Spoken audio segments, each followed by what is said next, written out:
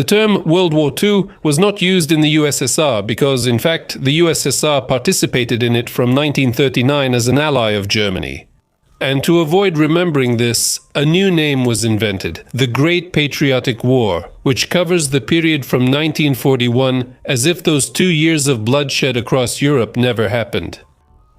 The history of the USSR always presented the war with Hitler as a battle of absolute good against absolute evil. And a huge number of people believed in this. Moreover, people still believe in this today. And I can already imagine how many angry comments there will be, like, "You're lying. Stalin is a hero and a savior. And now pay attention." Now comes an important point that anyone with good critical thinking skills will understand.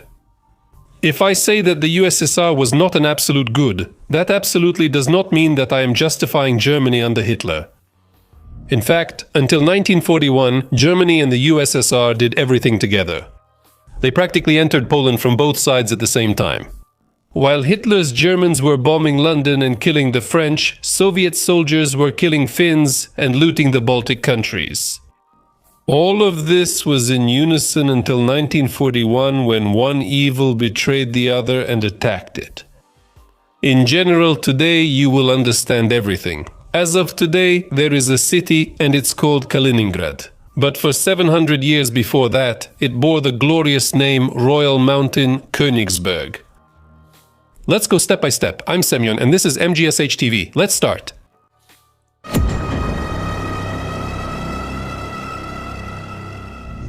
A brief history of the city. If we dig into the very beginning of the city's history, the Baltic tribe of Prussians lived on these lands. And in 1255, the Teutonic Knights founded the Königsberg fortress here. For centuries, the city was officially part of the Polish-Lithuanian Commonwealth. And later, in the 17th century, Prussia gained independence, and up until the mid-20th century, the city became part of the German state. From the beginning of the empire, then the Weimar Republic, and later the Third Reich. For centuries, the Germans built a powerful cultural and scientific center here. In 1544, the Albertina University was opened in the city, the first in all of East Prussia. Immanuel Kant was born and worked here, the philosopher who created the Critique of Pure Reason and inspired the world with the idea that thinking is useful. That's probably why his works were not particularly favored in the USSR, in a country where people were needed solely as labor force and soldiers to spread its ideology. Идеологии на захваченных территориях. And by the middle of spring 1945, the fate of Königsberg, like that of the entire Nazi state, was almost sealed. The capture of the city by the Soviets. By the beginning of spring 1945, the Red Army was already approaching the eastern borders of Prussia. The city of Königsberg was truly a fortress with 3 lines of defense, numerous pillboxes, forts, firing points, and even underground military factories. Hitler's army was determined to hold out for as long as possible. Despite the considerable number of defenders, about 300,000, the advancing Soviet army still outnumbered them both in manpower and in equipment. The advantage was especially significant in aviation. While the Germans had 130 aircraft, the Soviet side had about 2,200 planes. They started shelling the city with artillery as early as April 2. The actual assault on the city began on April 6, 1945, carried out by assault groups. The fiercest fighting took place near Fort No. 5, called King Friedrich Wilhelm III. During these battles, Soviet troops under the command of Marshal Vasilevsky used for the first time what we would now call know-how. The Marshal ordered the infantry attack to begin even before the artillery preparation was finished. This had its effect. The Germans were caught off guard by such reckless actions of the Red Army soldiers. But on the other hand, the Red Army units suffered heavy losses from what would now be called friendly fire. That is, in fact, Soviet artillery was firing at their own advancing infantry. After 2 days of continuous fighting, the Red Army managed to capture a large area of the city, especially in its northwestern part. Soviet historiography claims that the main force that took Königsberg in 1945 was the infantry units. Engineering and chemical troops, supported by tanks and self-propelled artillery units. Late at night on April 9, 1945, General Otto von Lasch, the commander of the Königsberg garrison, capitulated. and by the morning of April 10, the city was completely under the control of the Soviet army. How was the city handed over to the USSR? The decision about the future borders of the states after the victory over Germany was initially made at the Tehran Conference in 1943, and it was already preliminarily agreed there that Königsberg would temporarily come under the sphere of influence of the Soviet state after the victory over the Third Reich. Later, this decision was confirmed at the Yalta meeting of the three leaders of the anti-Hitler coalition. And at the Potsdam Peace Conference, the Soviet Union in fact took advantage of the situation, removed the word temporarily, and insisted that Königsberg and the surrounding 30,000 square kilometers be transferred specifically to the Union. As a result of the decision in Potsdam, the following was agreed. Part of the territory of East Prussia would be transferred to Poland and part to the Soviet Union. A legitimate question arises. Why did the Soviet Union even need this part of Germany, which was mostly populated by Germans? Why didn't they make it a separate territory like the GDR? The answer lies in the geographic and geopolitical position of Königsberg. It's one of the few ice-free ports on the Baltic Sea. This would provide fairly quick, year-round access for military ships to Western Europe in the future. By the way, note that the region could have been made part of the Lithuanian SSR, which directly bordered the new territory. But no, it was deliberately made part of the RSFSR. They didn't trust the Lithuanians with such a strategically important military location. By the way, one historical parallel comes to mind here, which doesn't reflect well on modern Russia. Even the brutal, barbaric Soviet state, the Russian state which invaded Polish territory and also seized a part of Finland during an illegal war, and then in August 1940 occupied the Baltic states. Even it, in this particular case, received what would become the Kaliningrad region on completely legal grounds. The same can't be said about modern Russia, which seized Crimea using so-called local self-defense forces who, as it later turned out, were actually military personnel with official ranks. The Russian Federation held a pseudo-referendum at gunpoint, and since then they believe that this territory now belongs to them, supposedly legally. Well, let's go back to the events of the mid-1940s and talk about how the situation developed in the city itself, as well as the relationship between the remaining Germans and the new authorities. The situation in the city in 1946 and 1947.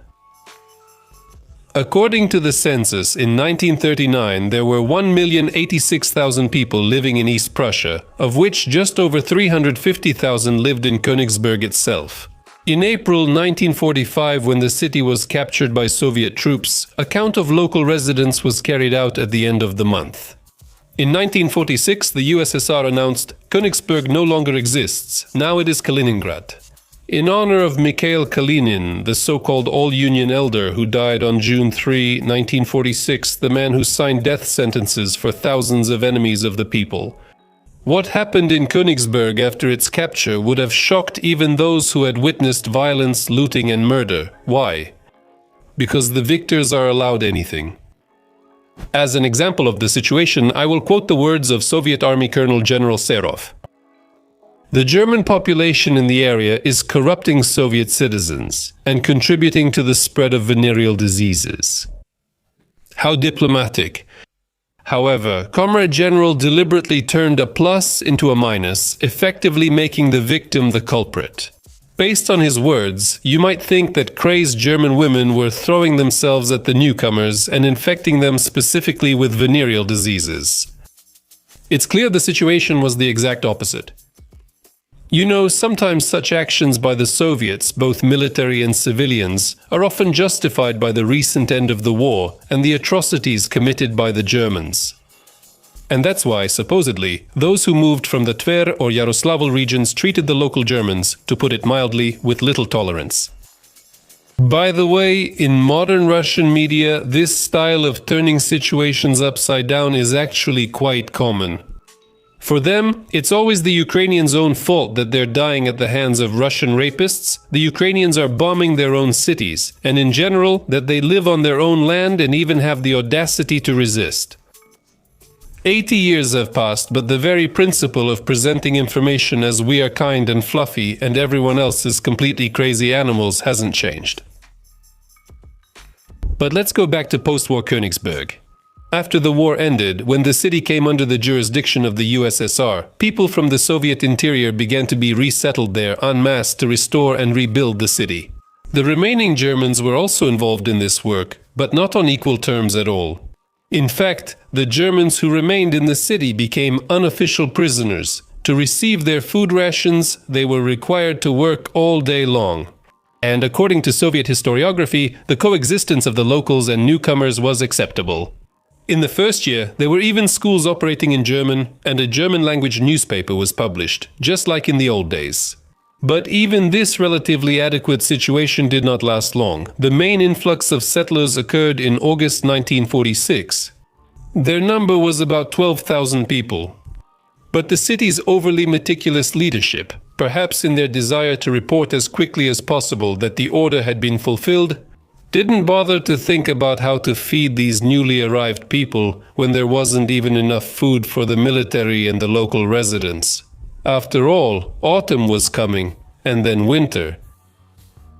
And so it was decided that only Soviet citizens would be provided with food ration cards. Let me clarify. The native residents of Königsberg, Germans and Germanized Lithuanians, were not granted citizenship, and there wasn't even any thought of doing so.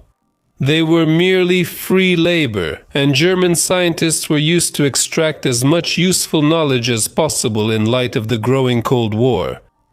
According to official figures alone, out of the 130,000 who survived by mid-1945, the German population in the regional center alone decreased by 28,000 over 2 years. Essentially, the Germans were left to die of hunger during the winter of 1946-1947. There began to be recorded cases of theft and murder committed by Germans in order to get food. There were 12 officially documented cases of cannibalism. And the protocol also mentions 4 cases of people killing their own relatives in order to eat their flesh. There were undoubtedly dozens of other undocumented cases. The Minister of Internal Affairs of the Soviet Union and one of the heads of state security, Sergei Kruglov, spoke this way about the Germans who remained in the territory of the Kaliningrad region. They will pose a threat, especially in light of the escalating conflict. They will harbor separatist sentiments and have a negative influence on Soviet citizens. Therefore, literally right after the liberation of the city, the issue of expulsion and de facto deportation of the German population became urgent, after they used this population as a labor force, as free slave labor.